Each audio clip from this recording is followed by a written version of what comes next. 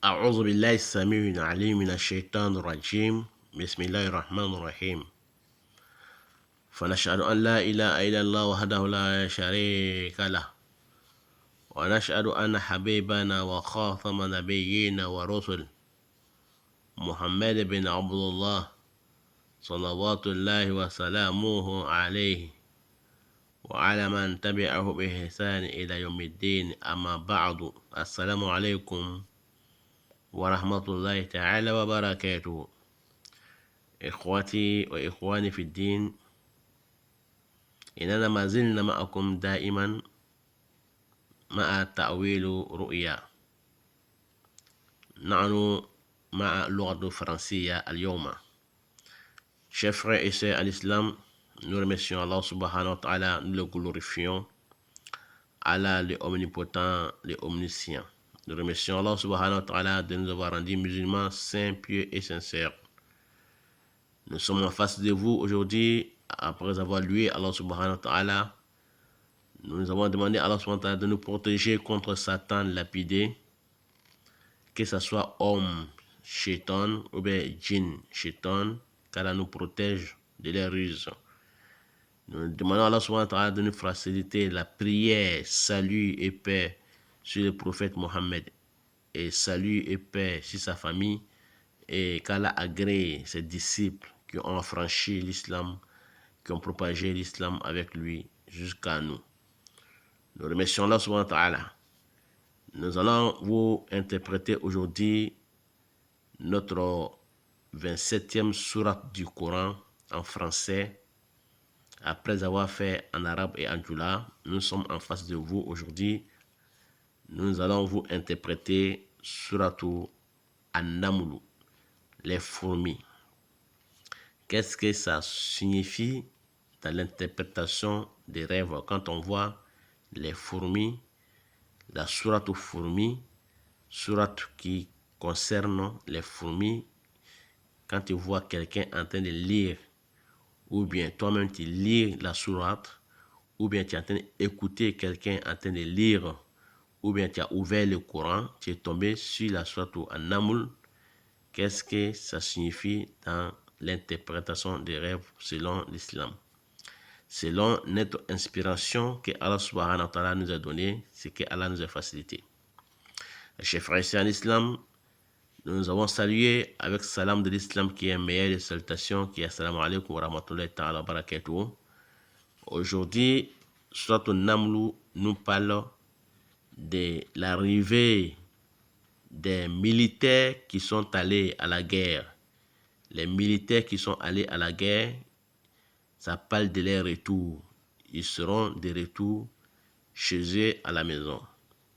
Ils verront les familles vont les accueillir. Les pays vont les accueillir. Ils seront de retour. Que ce soit les militaires qui reviennent dans un village ou bien dans une ville, l'interprétation est qu'ils reviendront dans les pays. Ça peut nous parler, chers frères et sœurs en islam, encore de quelqu'un qui va travailler l'argent licite, pas illicite. Il travaillera avec l'argent licite. Il cherchera l'argent licite. Il travaillera fort, dur, et il gagnera l'argent licite. Ça peut nous parler aussi, chers frères et sœurs en islam, d'un homme ou quelqu'un qui va ramasser l'argent perdu, l'argent enterré, comme on dit al-kunuz, l'argent qui est enterré dans son jardin ou dans son champ ou dans un lieu, dans une poubelle. Il va ramasser une fortune. Ça peut nous parler aussi, chers frères et sœurs en islam, de quelqu'un qui fait l'effort dans l'adoration de Allah subhanahu wa ta'ala en tout moment et en tout instant. S'il n'est pas en train de faire la prière, il est en train de faire les azkar ou en train de lire le Coran. Ça peut nous parler aussi encore, chers frères et sœurs en islam, de quelqu'un qui sera sauvé par Allah subhanahu wa ta'ala contre ses ennemis, ou bien quelqu'un qui va gagner un concours, un examen, donc ça parle de tout ça. Il sera sauvé, il sera aidé par Allah, il sera aidé par les gens, il sera aussi gagnant dans les concours, dans l'examen, ou dans un projet qui va réussir. Ça peut nous parler aussi, chers frères et sœurs en islam, d'un élève, un étudiant qui cherche la science, un homme qui cherche la science, un chercheur de sciences. Donc, ça peut nous parler aussi, chers frères et sœurs en islam, de la facilité dans la famille du réveil après la difficulté.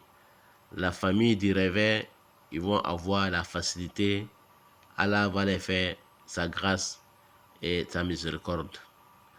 Et ça peut nous parler aussi, chers frères et sœurs en islam, de degré de la personne. Il va avoir des échelons, les grades dans son travail. Il sera lauréat, il sera gradé, il sera un homme gradé, un homme qui va avoir des pouvoirs. Ça peut aussi parler de quelqu'un qui va avoir la science et la sagesse. Wallahu a'lam. Voilà ce que j'ai pu trouver pour vous en français sur l'interprétation des rêves du fourmi. Qu'Allah fasse que soit bonheur pour moi et pour vous. Amin. Wallahu a'lam. Wassalamu alaikum wa rahmatullah. C'était notre 27e sourate du Coran selon la chronologie du Coran. Quand on calcule d'une sorte Fatiha, Bakara, Al-Imran, Nisa, jusqu'à là, ça fait 27e sourate du Coran. Car le Coran est 114 sourates. Donc nous allons vous interpréter tous ces 114 sourates, Inch'Allah ta'ala. Donc, Wallahu a'lam. Nous allons passer prochainement sur notre 28e sourate qui va tomber sur sourate Al-Qasas, l'histoire, Inch'Allah ta'ala. L'histoire des prophètes, l'histoire de l'Antiquité, tout ce qui est histoire. On appelle sourate Al-Qasas, Inch'Allah ta'ala. Assalamu alaikum wa rahmatullahi ta'ala wa barakatuh. C'était votre frère et votre élève et votre imam, Cheikh Bakar Salah Kone, dit Al-Fawzani depuis la France. Certains m'appellent Swalio, certains m'appellent Salah, certains m'appellent aussi Salifou, Wallahu a'lam.